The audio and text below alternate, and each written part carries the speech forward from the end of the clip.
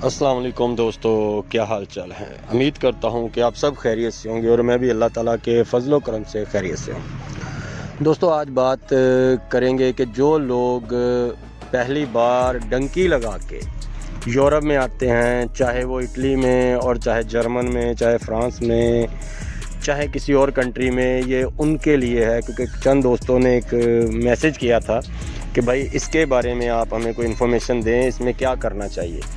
तो भाई मेरे, आप ऐसा करें कि जैसे कि कोई भी आदमी आता है, यानी कि कोई भी हमारा दोस्त आता है, कोई पाकिस्तानी या किसी भी कंट्री का कोई भी आदमी है, हम इटली से शुरू करते हैं कि अगर वो इटली में आ गया है तो इटली में आते ही, यानी कि पहली बार अगर इटली में आया है तो वो यही सोचेगा कि यार मैं किसी के पास जाऊं को मेरा अपना दोस्त हो, यानी कि जिसके पास मैं बैठ सकूं, यानी कि किसी के पास बैठ सकूं, रह सकूं। फिर वो उससे पूछेगा या उससे पता करूं कि आगे मुझे क्या करना चाहिए। तो भाई मेरे, सिंपल सी बात है कि अगर आप पहली बार इटली आते हो तो आपको सबसे पहले यहाँ पे आके आपके फिंगर होंगे। जैसे इस कंट्री में आपके फिंगर हो जाते हैं ना, किसी पुलिस स्टेशन में उसको कस्तूरा कहते हैं, कि अगर आपके फिंगर हो जाते हैं तो फिर आपको वो ख़ुद ही किसी कैंप में छोड़ देंगे, यानी कि उनके रेफ्यूजी कैंप होते हैं तो उसमें वो ट्रांसफ़र करेंगे फिंगरों के बाद।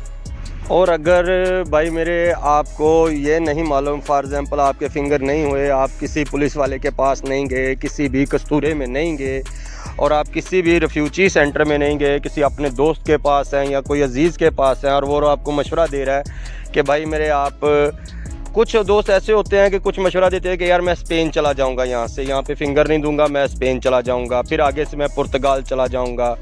तो ऐसे ऐसे किसी ना किसी कंट्री में सेटल होने के ख्वाब होते हैं सबके। ये भी अच्छी बात है अगर कि आपका किसी ना, फॉर एग्जांपल आप इटली में आए तो अगर आपका कोई अजीज़ स्पेन में है तो आप वहाँ पे चले जाओ, वो आपके लिए बेनिफिट है, वो आपके लिए फ़ायदा है, क्योंकि वो आपके वहाँ पे उसकी वजह से या उसकी जॉब की वजह से या उसको मालूम होगा, वो आपके डॉक्यूमेंटेशन में आपकी हेल्प करेगा और आपके कागजात जल्दी आ जाएंगे।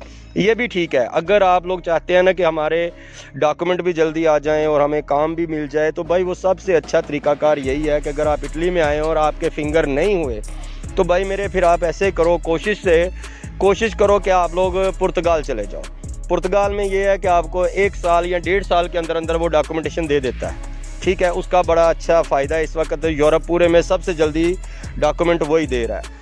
दूसरे नंबर पे अगर बात करें स्पेन की, तो अगर आप स्पेन में जाते हैं तो स्पेन में भी ऐसा ही तरीक़ाकार है, लेकिन वहाँ पे हमें 36 महीने रहना पड़ेगा, यानी कि 36 महीने, 3 साल के बाद आपकी बारी आएगी।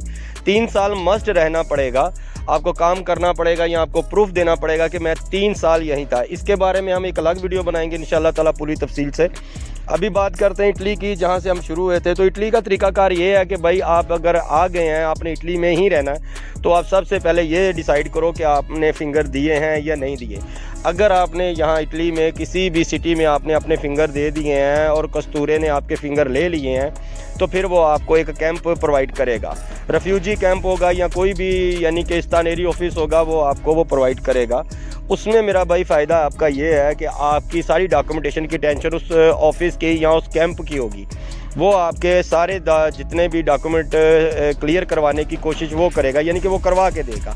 वो इसीलिए होता है। बेसिक जो चीज़ है भाई मेरे, वो होती है स्टोरी।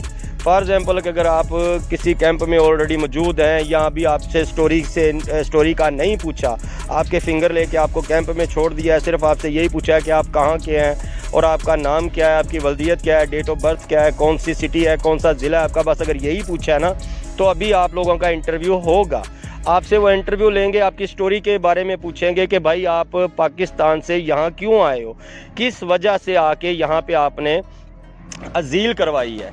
अज़ील का मतलब होता है कि जो आप यहाँ पे, यानी कि सियासी पनाह लेते हैं ना, या किसी भी तरह से पनाह लेते हैं, तो उसको अज़ीलो भी बोलते हैं, अज़ील बोलते हैं, अज़ीलो पॉलिटिको भी बोलते हैं। तो उसके बारे में आपको इनको बताना पड़ेगा कि भाई मैं पाकिस्तान में इस हालात में था और इस कंट्री में मैं किस वजह से आया हूँ। अभी वजह आपने ख़ुद ढूंढनी है, वजह आपने ख़ुद बतानी है। मैंने पहले भी 1-2 वीडियो में बताया कि अगर किसी दोस्त को किसी वजह में दुश्वारी हो रही है या उसको समझ नहीं आ रही कि क्या करना चाहिए या कैसे करूं, या कोई स्टोरी मिल जाए या मुझे कोई बात बता दे या कोई समझा दे, तो भाई मेरे, आप मुझे व्हाट्सएप पे रब्ता कर सकते हैं।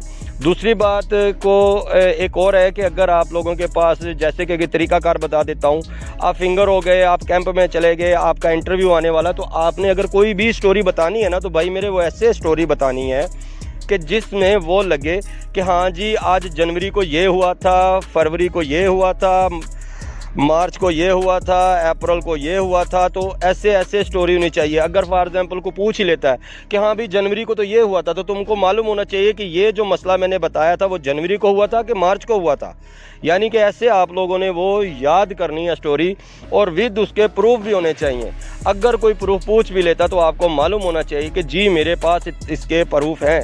और तीसरी बात यह है कि कोशिश करें कि स्टोरी जितनी छोटी और मुख्तसर हो और पायदार हो, छोटी हो, मुख्तसर हो, और जिसके सबूत भी ऑनलाइन इंटरनेट से मिल सके।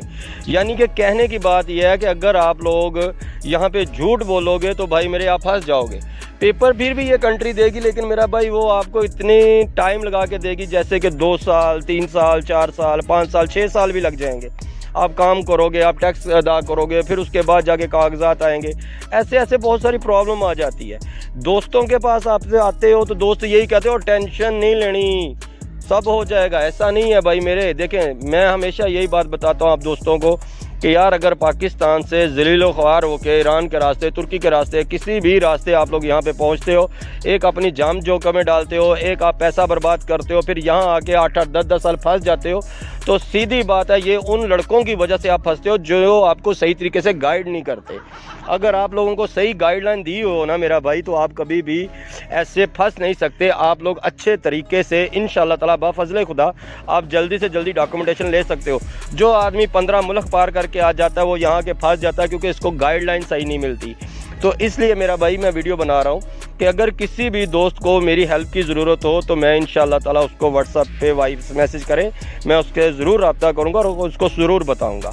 आप अपनी दुआ में याद रखिएगा। इंशाअल्लाह ताला फिर मिलेंगे नेक्स्ट वीडियो में। ओके जी, फ़ी अमान अल्लाह, अल्लाह हाफ़िज़, अस्सलाम वालेकुम।